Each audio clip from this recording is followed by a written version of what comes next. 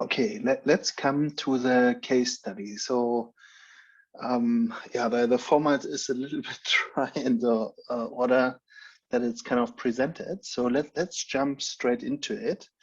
So the case study that I have here is NASA.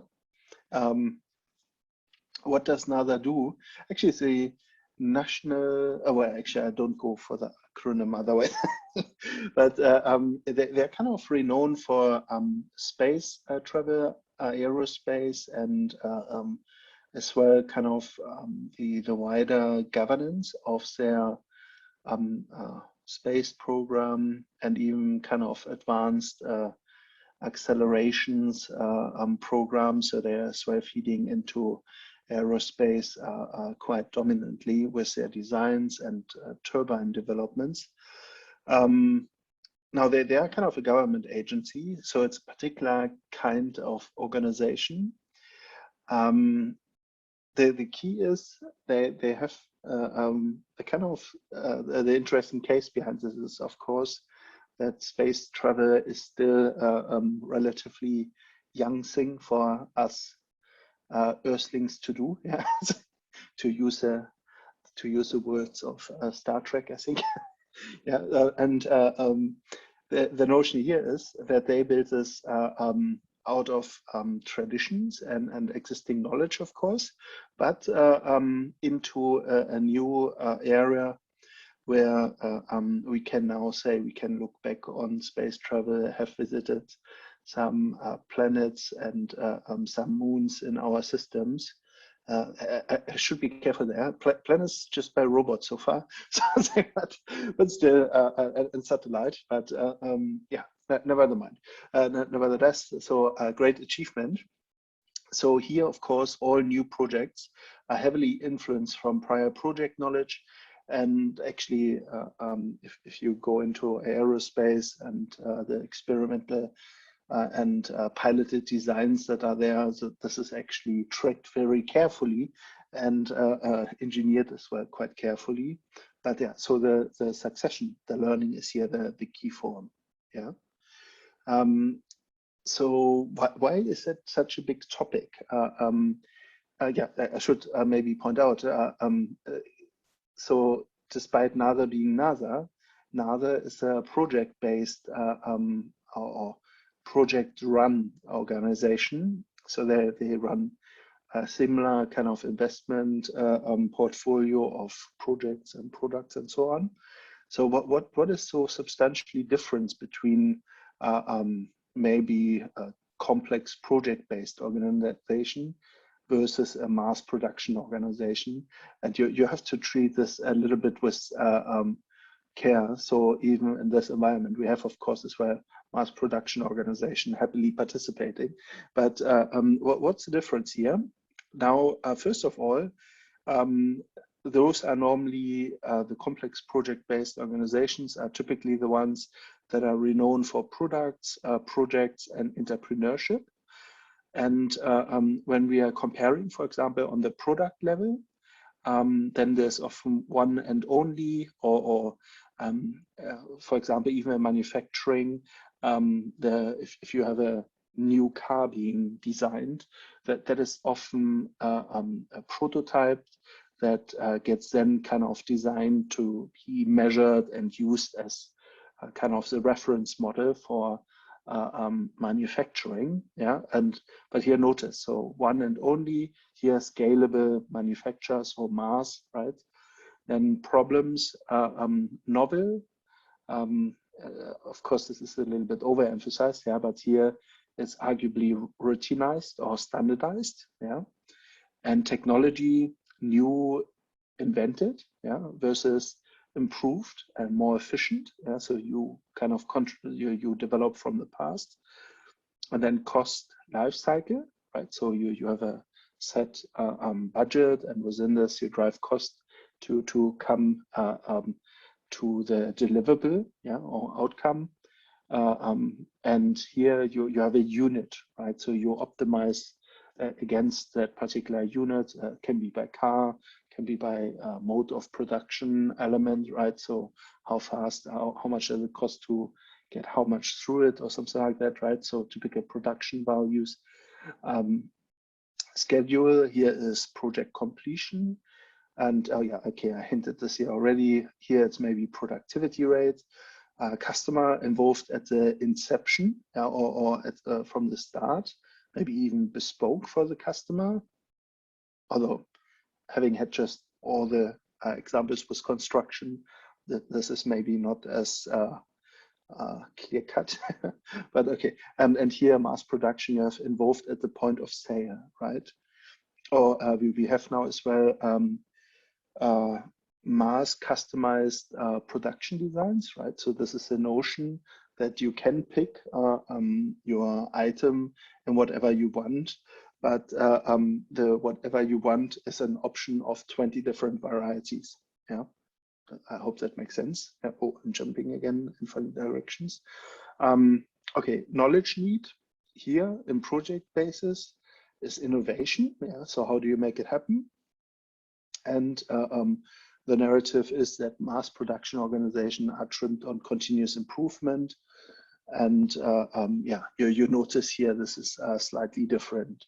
Of course, this is overemphasized there to maybe polarize a little bit the different driving notions here, but that is kind of the notion that came. Well, this is actually from the Apple webpage. Yeah, Lynn?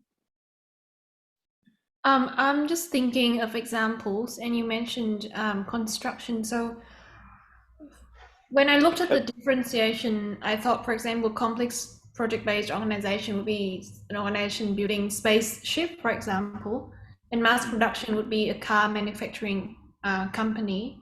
But if it's like a construction company, they build one house and move on to another, and they're all different houses.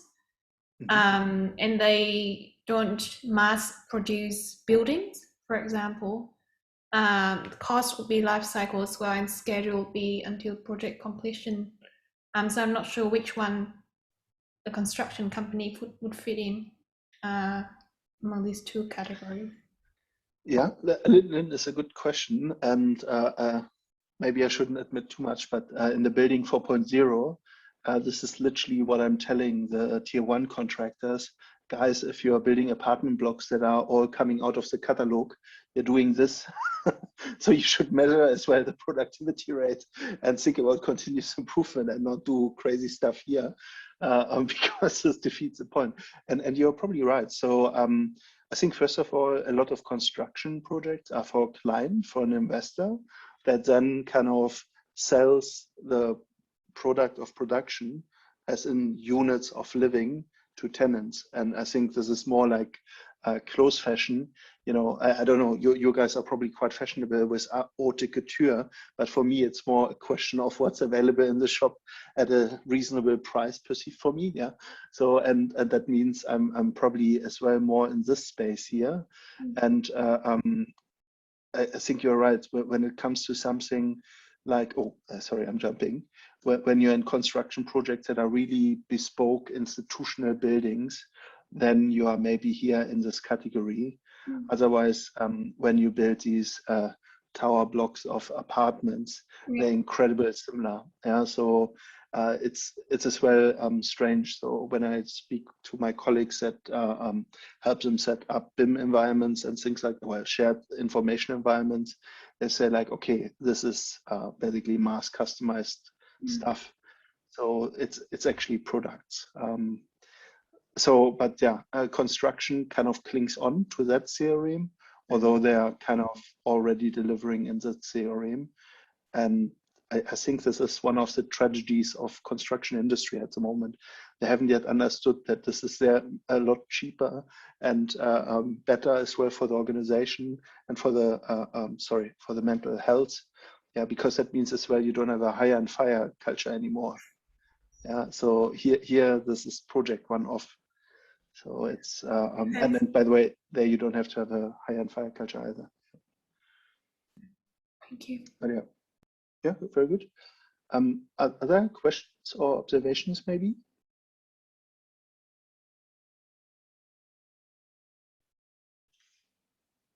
Okay, yeah, very good. Thank you. So when it came to governance and strategy, so they are opting for collaborative approach is necessary for determining degree of emergent or a strategic approach.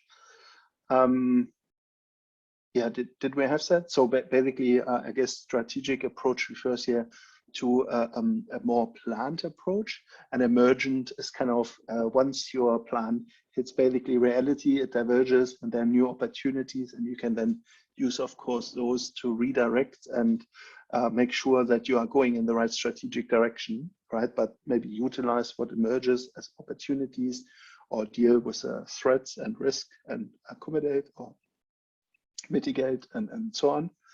So here the kind of focuses on a federated approach to governance. So roles and responsibilities form a common vocabulary and focus on communications and distribution and sustainable or liquid. Did we have those already? Okay, I think they come in 2 slides. So this is basically their structure and how they're kind of deciding the collaborative approach. And then grassroots or formal and integrated. Actually, for me, did we have that on a slide before? So what is actually federated approach to governance? What is federated?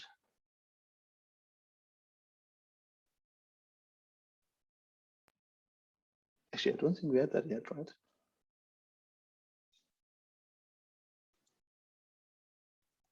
No, we didn't have that yet. Okay, sorry. What does federated mean? And what are the other options?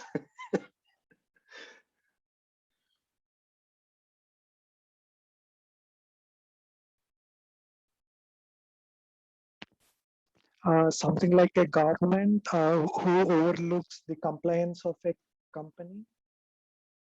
No. Yeah. So this is our governance, right? So this is maybe a corporate governance or governance for our projects, yeah. And federated, what does that mean, Archie? So you're going in the right direction, like government, Yeah, but what is?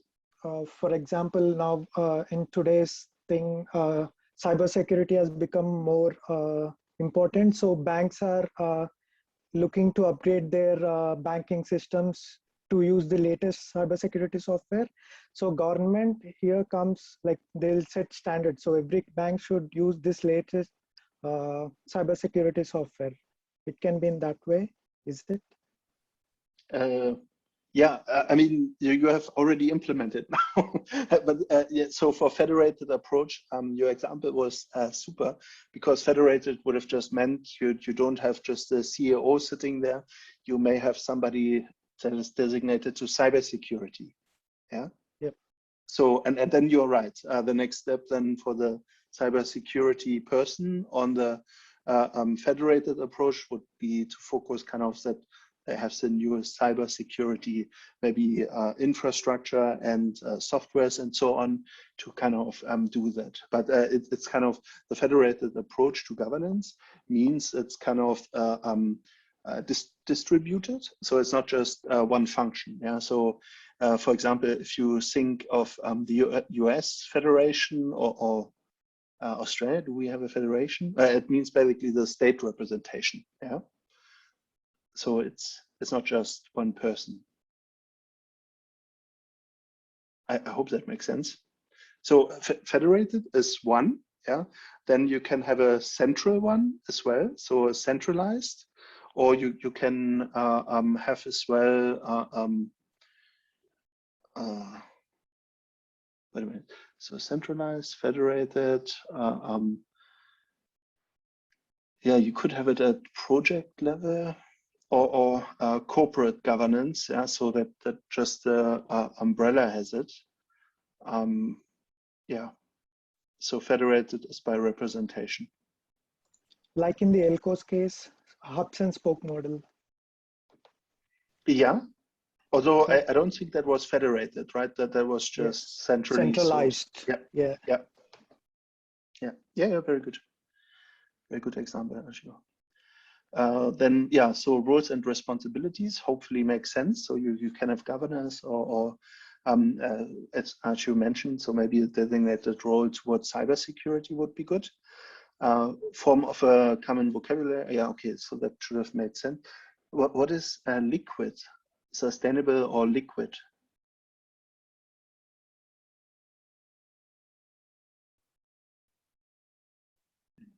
I guess it's about if it's sustainable, you can keep it and reuse it. But if it's liquid, then when it flows down the hierarchy, you can't really store or you can't retain the knowledge, I guess. Yeah, you're just spot on. So in collaboration, I have to admit, this is industry terms. This is not literature term.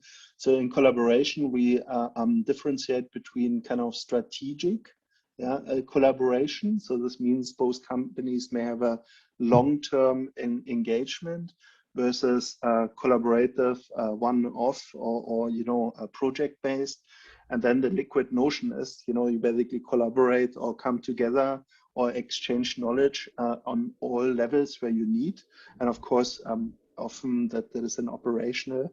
That is why it's liquid, because this is normally where you have to kind of exchange information a lot. And if that is not kind of followed through, then this is as well where knowledge leakage happens, or where one partner for one project collaborates with you to then copy basically your knowledge or what you're doing on the next project.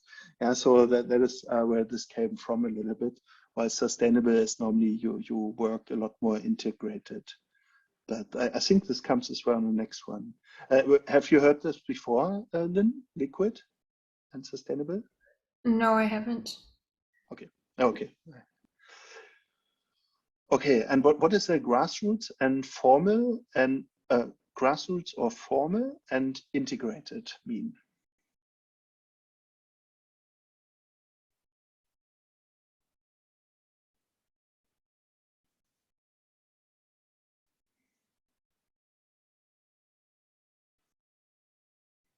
So what is a grassroots?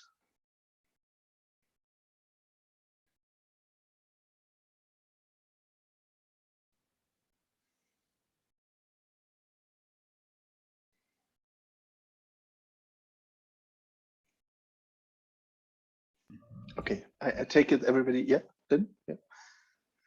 I just don't want to talk too much, but I guess it's about members of the project having a say in how the project is governed or managed, rather than having direction from the top of the organization in a very hierarchical style. Yeah, very good. Yeah. So grassroots is really from bottom up, right? So that you kind of allow basically, so grassroots is kind of bottom up, formal is more top down, and integrated is kind of the hybrid between those. Yeah, with like top down probably proposing what's allowed as grassroots level. Yeah.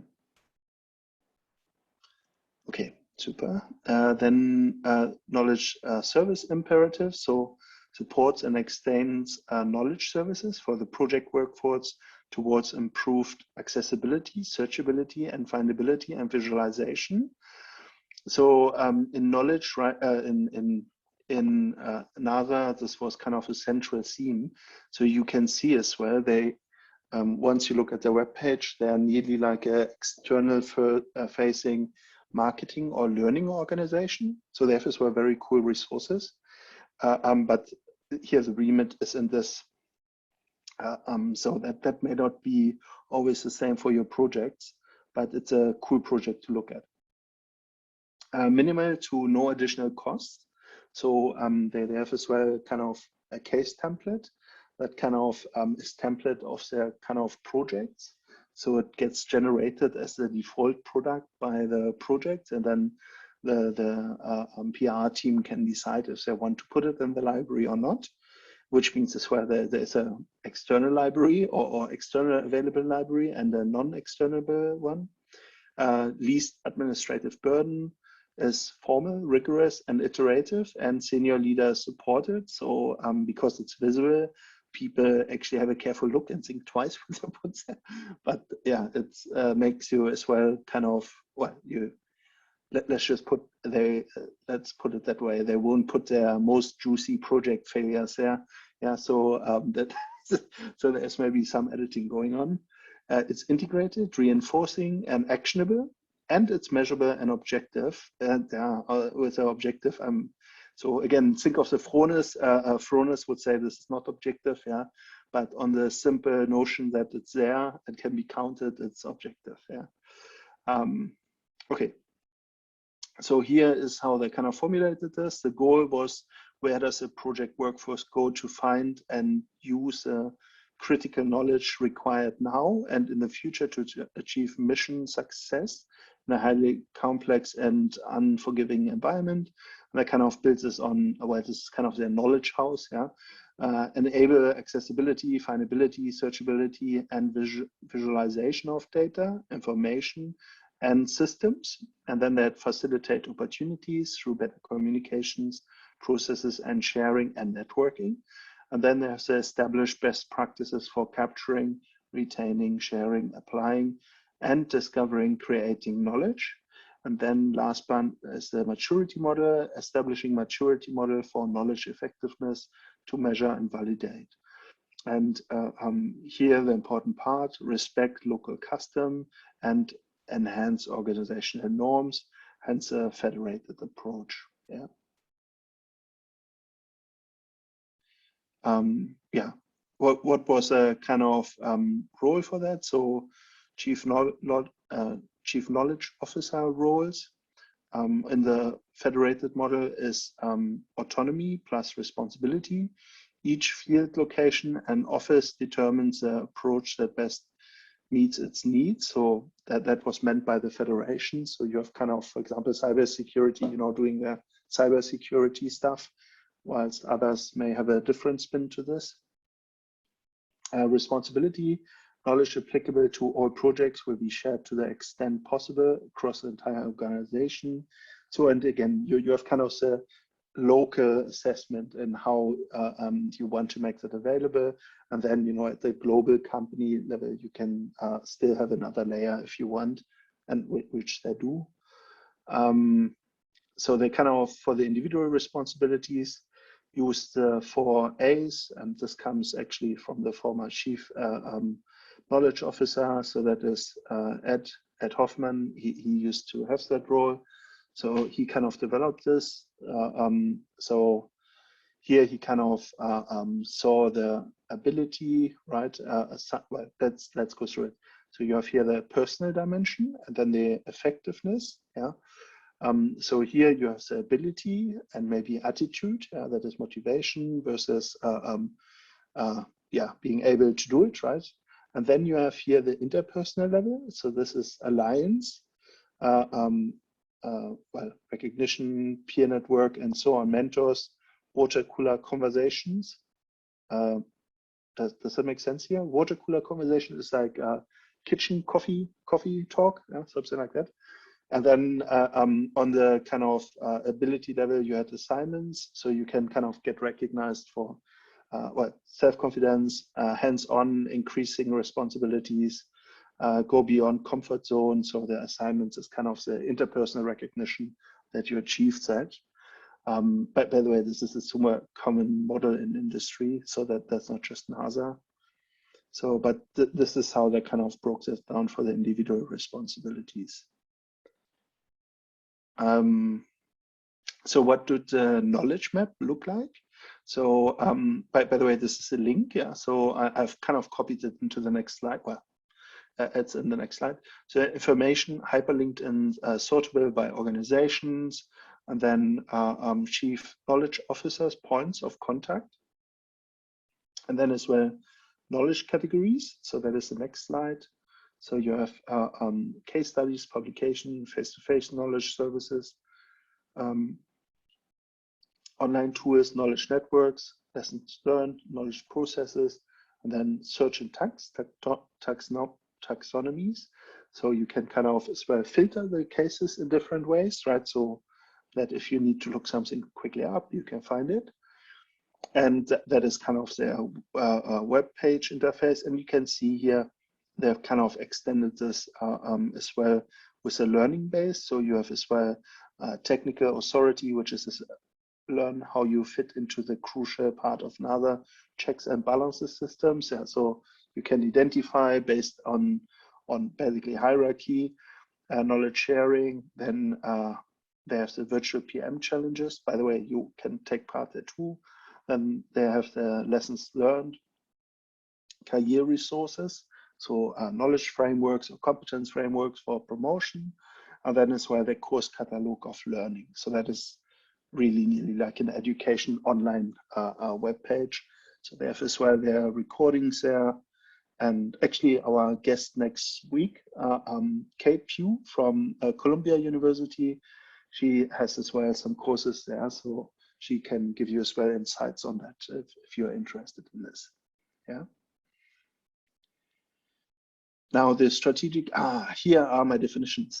I don't know. Okay, so the strategic knowledge imperatives are kind of with leadership. Without leadership, knowledge services result in serendipitous or at worst fail. But by the way, what does that mean, serendipitous?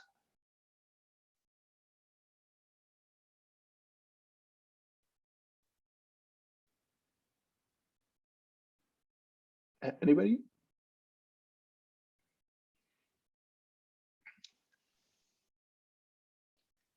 Probably barely scratch the surface. I don't know, just assuming. Mm-hmm. Yes, scratch. Well, it doesn't quite mean that. So serendipitous. Well, the term means something to do with luck. Yeah. So you're playing your odds here. So you can still get a good outcome, but it's yeah, it's left to luck rather than here. I guess the idea is Columbus has discovered America by serendipitous. Yeah, very good. Yeah, and yeah, so in a way, yeah, it's not what you're hoping for if you're kind of committing to knowledge initiatives, but actually, luck is always a player. The next one was, it's a project world, an adaptable discipline that maximizes use of learning to promote efficiency and effectiveness. Knowledge is help here was organized set of content, skills, capabilities gained through experience and formal and informal learning that is applied to make sense of new existing data and information. And then they have a talent management. Oh, sorry, I'm jumping already. Portfolio management. So this shouldn't be all new for you, but then certification as well. So that is probably quite remarkable to have that in company. But having said that, so big companies, so for example, in PepsiCo we had as well, or talent and leadership schemes, so I have as well some certificates from there, but they normally have very little currency beyond their company borders. But yeah, that's a different story. Yeah, so, but yeah, so they are kind of as well testimony to what you have done. There's as well a bonus here with transparency. Well, from the cases that they share. So nothing is hidden for long, especially errors come out very often. And here's a frugal innovation. So viewing constraints as opportunities in an area of restricted and diminished resources. Yeah. So, and then as well, another one was accelerated learning. So broadest view of learning using digital technologies, knowledge sharing, learning strategies, social media, and cross-discipline content. And then as well, a public-centric approach. Yeah, so in a way, if you of course promote your project-based solutions, this highlights, of course, then a very centric, non-partisan, non-biased, non-judgmental, pragmatic orientation to problems. Now, I don't 100% agree with this. It's still, of course, framed for the web page, but it's certainly better than when the departments or business units, by themselves. What we do sometimes is in project management. Yeah, so if you're just writing your lessons learned as a project manager without this accountable to your other stakeholders, then they are often very positive and not so. Yeah, so you may find some of these elements here highlighted. Yeah, yeah. So then as well, governance, business management, and operations. So there's a pragmatic alignment, oversight, approvals, and implementation of project operations that are not administratively burdensome. So actually, again, I'm not sure I agree. But, so they have actually very thorough administrative documentations. But yeah, okay, never mind. So probably in comparison to other government agencies, this is better. This is true. Digital technology as well can result in open, social network-centric, non-proprietary, adaptable, and flexible frameworks to accelerate learning.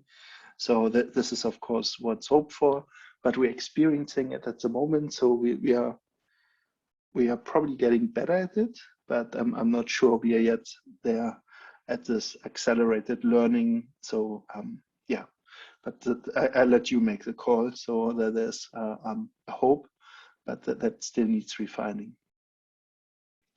Now this is their rapid engagement through accelerated learning framework.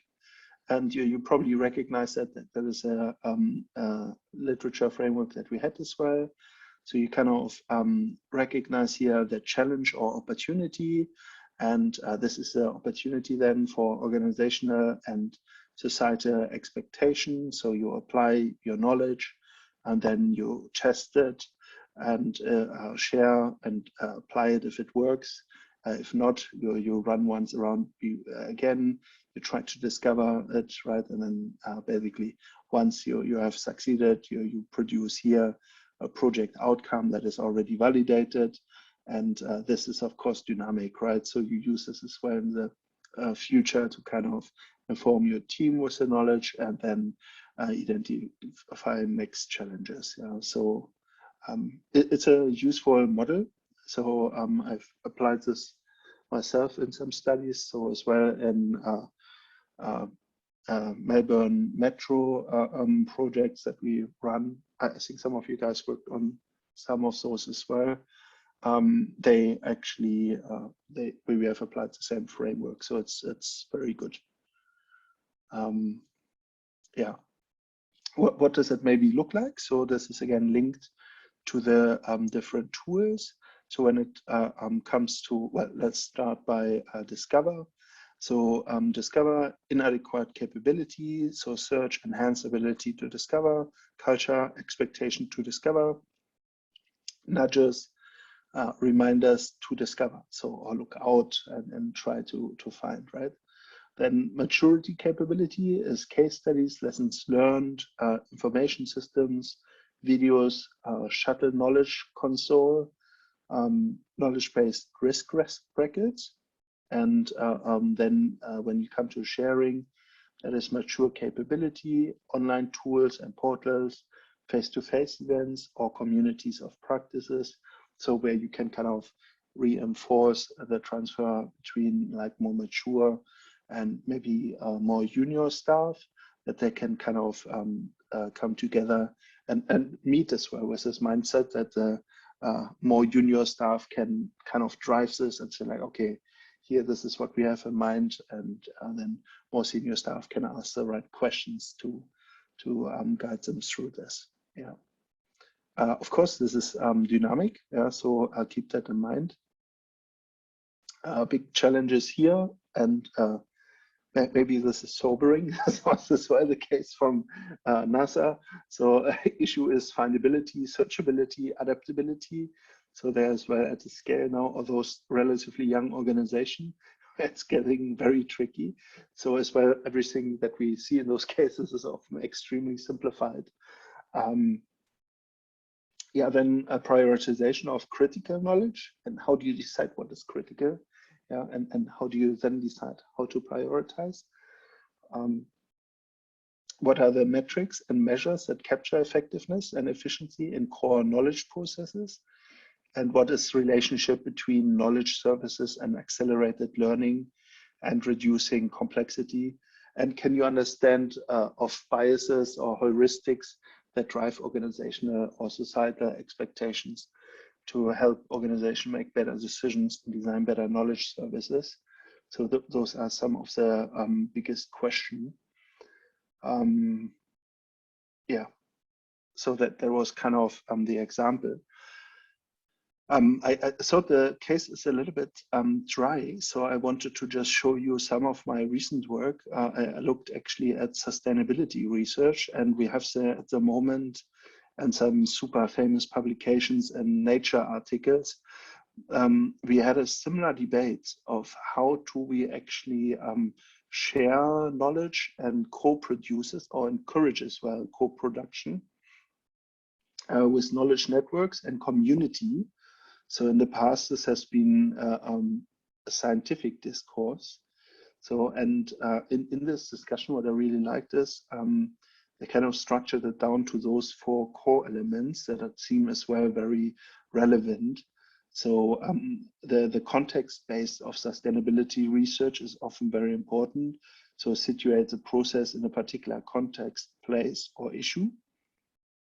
So because often these elements are not generalizable. So their impact is generalizable, but not necessarily the solution. And that kind of drives as well the next point. So explicitly recognize the mutable ways of knowing and doing. So there's a pluralism. So not necessarily one solution. So there is a way, of course, to come to a more reliable system, but most of the solutions that are locally applicable are slightly different to other local solutions, and that should be actually encouraged, particularly at project level. And as well here, not surprisingly, we recognize this from project management. It should be goal-oriented, so articulate clearly defined and shared and meaningful goals that are related to the challenge at hand, so that the projects try to achieve that as well. And last but not least, and this is maybe another one, again, in the transparency direction, interactivity. So in all the sustainability elements, in the research agenda, sustainability is always considered as something that is in a location, around a community, with a community. So this is why it's super important to fight exactly what Archie described, described in the media. And so in the media, we don't really talk about it yet, and people are not yet involved. And that is exactly one of the key goals for succeeding in the knowledge co-production, to allow for ongoing learning among actors, active engagement, and frequent interactions, and as well the trialing out at location, at the local, so people can actually see what that means and how that changes or impacts on them, you know, how behaviors have to adopt and what that means locally. Yeah, so I really like that actually as a kind of model. And I had a similar notion, so another kind of first of all, the process principles, so inclusive, collaborative, flexible, but then the actual process, identify actors, build partnerships, co-explore need, co-develop solution, and co-deliver solution, and evaluate. And here is the central point, continuous monitoring, knowledge exchange and learning at the center, so that product characteristics are enabling decision-driven and process-based and time-managed products, right? So, and yeah, build for continuous improvement if you want, yeah. Okay, so that was quite a run. Oh yeah, sorry, I forgot. In the there was as well a little bit more to this. So, but this is, I kind of talked against this already. So this was kind of the notion of place, people, and participation norms, social spatial norms. So that is actually a very refined model from anthropologists and kind of the sustainable community of how they're driving the global agenda at the moment. Yeah. Okay. Let's have a quick, shall we do first a quick break? Where are we time-wise? 15:40.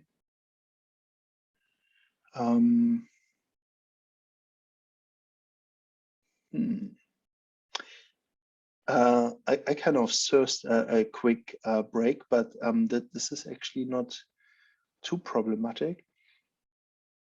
So I was actually curious when I came to those slides and the big challenges. This was so I would actually encourage you, maybe let's do this. I put you into teams and we work once through it. I would like you to maybe take a screenshot or a photo of the slide. What do you think in the context of sustainability? And I've given you already a notion here, but you can use as well maybe COVID. What are our kind of key challenges here? If you're looking at a project or emergency response knowledge management system, what are the key challenges here? What would a strategy look like? So is it about findability, searchability? Maybe it's as well prioritization of critical knowledge. So I kind of envision that you have 2 or 3 items against each one of those and reterm those. Does that make sense?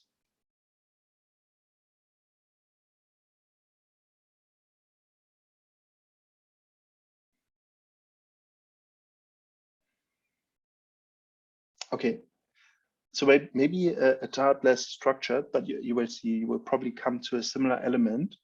So what are the big challenges, yeah, for sustainability-based knowledge strategy, yeah?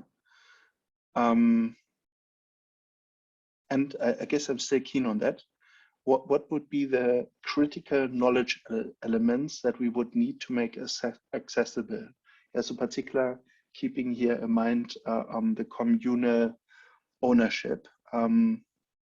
Yeah, and from that you can break it down. What would we actually ideally measure?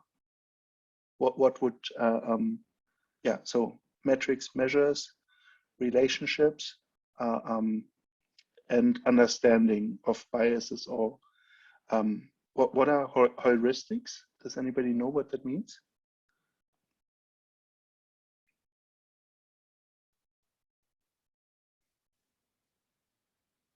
Heuristic?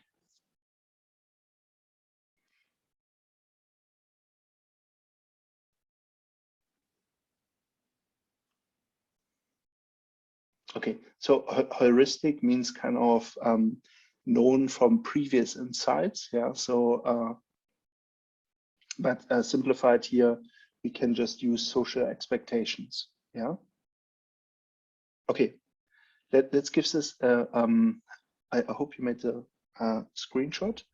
Let's do 15 minutes in a team, and then we have a look at the big challenges, yeah. So big challenges for knowledge strategy for sustainability. Yeah. Robert, what's the context or what's the perspective, or are we assuming we in an organization, or I mean this is really broad. How can we shape? Yeah. Yeah, I was actually thinking, this is a fair point. So I was actually thinking of a global company like United Nations. Yeah, so kind of a top-down approach. but actually maybe discuss it. So where would be a project best hosted? So this could be, from my point of view, as well, a local council meeting, a council project, you know, something local, and how that may feed in, what the biggest challenge is for them. So so you know, the issue is, I guess, from what I showed you in the other slides, we know that sustainability solutions are local. Yeah. So, but by the way, local means as well rethinking how you maybe run your energy plant locally. So there are some bigger kind of national driver, you know, if you look at this. But this still means that you then have the local impetus, and they may have a sustainability project. Yeah. So what is critical is probably there. This is a local ecosystem or a local way of lowering emissions or eliminating emissions. Yeah, I'm not sure this is possible. And then you have people, you have a community, they still live there, so they have to, maybe this means they have to change their way of life. Yeah, and not individually, but maybe there's a systematic change. And then there's another one, that the second one is maybe individually. So what is individually the change that they have to do? So we're answering these three questions using a case study, is that right? Yeah, okay. So, okay, maybe the case is a little bit too abstract. So what I kind of pulled out here is a write-up kind of from the what is it, scientist for sustainable future. What is the English term? Actually, this is a good, signed up foolishly for the German page. I really have to make sure I send it for the English one too. But it's basically a clustering of scientists and communities that kind of look at sustainability. And we have all made our research available for free, and it's basically an incentive trying to bridge sustainability agendas to the common reader. And there are kind of now initiatives that engage along those lines, trying to capture local projects as cases of how you can innovate locally. And they kind of break down how you're driving those projects. So this is driven from the UN. Yeah, so this is the UN sustainability goals and the umbrella that sits behind it. Yeah, and yeah, I've noticed that as a part answered now the questions, but yeah, so you could have a look there at one project and try to have a look what the big issues are. So, you know, we noticed already one, scale and focus. Yeah, so those would be actually issues. Yeah. Yeah. Does that make sense? I'm not sure how everyone in the class feeling. I'm a little bit confused. Like what to discuss. Okay, so in a way, we are trying to come up with a knowledge knowledge management strategy of how we could actually achieve the knowledge merits that are kind of the driver of implementing sustainability successfully. Does that make sense? So we are interested here, not just in the, well, okay, so this is very scientific focused, right? This is basically how do we involve local communities in our sustainability research, that they can actually owe the solutions, and that they are kind of the guardians, if you want, yeah, of those projects. And we find kind of solutions in dialogue, right? So this is a proposed kind of high-level framework for this, of how you can actually start to move literally from Arthur's observation. You know, at the moment, this is kind of happening between, you know, in the research institutes behind closed doors. And then if you're lucky, maybe the parliament gets these reports, yeah, but then they don't really scale, you know, they don't go in the communities and people adopt it. So how can we do this?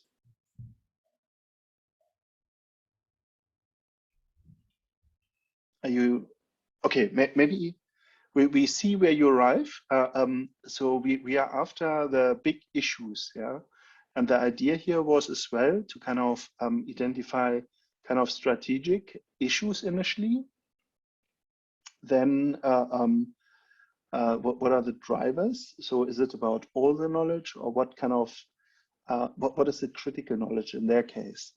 And what are the metrics and measures that would maybe indicate what's good is? And the relationship that needs to be kind of established to make it a success, and what are kind of the understanding and societal expectations that need to actually arrive to succeed or have a better knowledge service, if you want.